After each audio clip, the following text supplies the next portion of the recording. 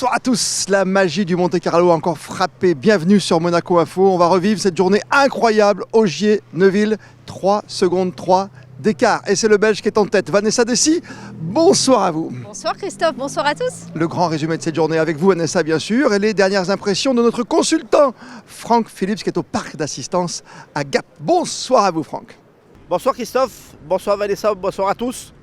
Et on revient sans plus tarder, Vanessa, sur cet incroyable spectacle. Il y avait hier soir un trio magique.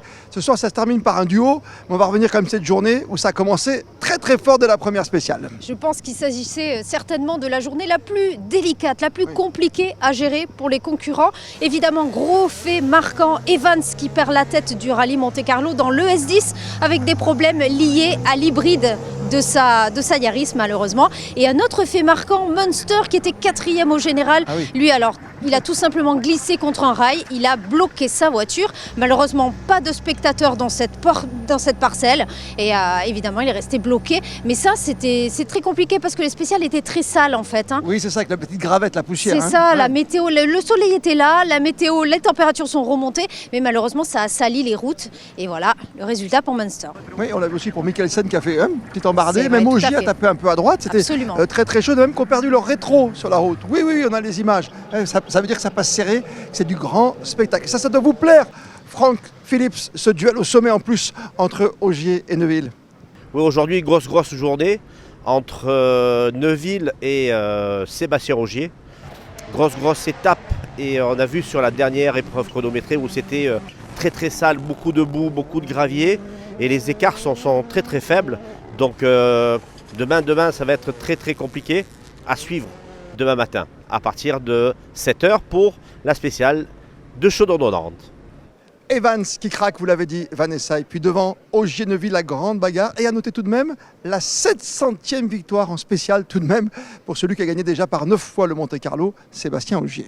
Il n'avait pas trop confiance ce matin aux notes des ouvreurs, mais après, il s'est révélé l'après-midi, on l'a vu. Hein. Ah, c'était formidable. Hein, Ogier, Neuville. Et Neuville a frappé finalement un coup le matin et un coup le soir, mais très fort. Hein, Il était content à la fin de la dernière spéciale, là. Il était heureux. Vous savez ce que c'est que de rouler à près de 200 km/h parce qu'on est bridé jusqu'à 200 km/h en ligne droite comme ça après des sommets. C'est assez magnifique. Hein. C'est ça. On rappelle le classement, Vanessa? On rappelle le classement. En tête ce soir au parc Neuville. Ogier juste derrière à 3 secondes 3. Derrière Evans qui a perdu beaucoup de temps, on le disait, suite à ses problèmes liés à l'hybride de sa Yaris. Il est à 34 secondes 9. Et loin derrière Tanak, bon on le sait, Tanak, c'est pas du tout son rallye. Il est à plus d'1 minute. Et derrière Formeau qui est toujours en course à plus de 2 minutes, mais il est toujours là, toujours régulier. C'est bien, le petit Français qui est 5e avec la dernière Ford qui est en piste aujourd'hui. C'est donc Neuville qui tourne en tête pour l'instant. Pour calculer les points, c'est très compliqué. Hein. On n'y reviendra pas, mais pour l'instant, virtuellement, il y a 18 points. Mais il faut finir le rallye.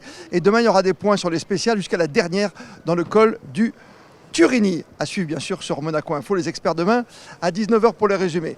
Et voici tout de suite les réactions des deux pilotes qui sont en tête ce soir. Thierry Neuville, tout d'abord, pour 3 secondes 3 devant Sébastien Ogier.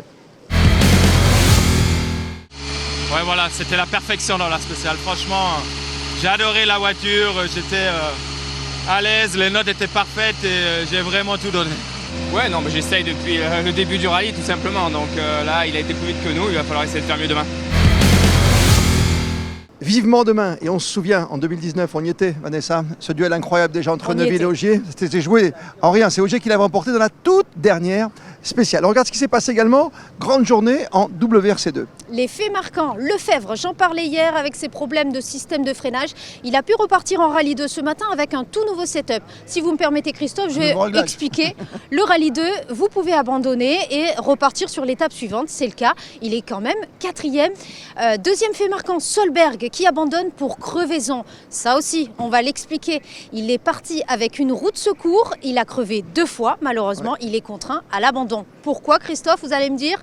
Parce que le poids est l'ennemi de la performance et que évidemment la voiture est plus légère en prenant qu'une roue de secours, c'est stratégique. Malheureusement, pour le coup, ça n'y a pas réussi. Oui, entre parenthèses, Ogier avait tenté le coup lui, avec une seule roue de secours par rapport aux deux, par exemple de Neuville. Tiens, ça serait intéressant de voir ce que font nos monégasques, non? Qu'en pensez-vous?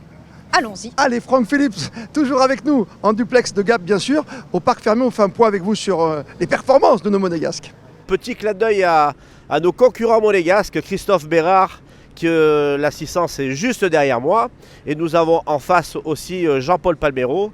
Alors Christophe Vérard est en 3e position du groupe RGT. Et Jean-Paul Palmero, lui, se bat dans la 58e place avec sa 208 R3. Donc voilà, tous nos 2 concurrents monégasques sont toujours là. Et puis on va les suivre demain matin. Merci à vous, Franck Philips, et à notre équipe technique pour les moyens mis en place, bien sûr, à Gap ce soir. On vous retrouve demain, on vous attend ici. Bonsoir, et à demain sur le podium. Et avant le podium, le programme sera costaud, c'est le moins qu'on puisse dire demain, Vanessa, pour cette dernière journée. 3 beaux chronos entre Gap et Monaco, dont le col de Turini, évidemment, qui fera office de Power Stage en fin de journée pour marquer encore plus de points. Oui, ces fameux petits points. On fera le point demain, justement, ce sera le cas de le dire. Merci de nous suivre sur Monaco Info dans les experts, bien sûr. On se retrouve demain, attention, à 19h, juste après votre journal. Les sports, ce soir, ça continue, Vanessa Dessy sur Monaco Info. 21h30, la Fight Aids Cup, oui, un match de charité. C'était mardi dernier entre l'équipe de la princesse Stéphanie, l'équipe du cirque et les Barbagians du prince Albert II. Match que vous allez retrouver en collaboration avec nos amis de TV Monaco. Nous se donnons rendez-vous demain ici sur la place du Casino pour l'arrivée de ce Monte Carlo 2024. Bonne soirée Vanessa. Bonne soirée, à demain. Bonne soirée à tous.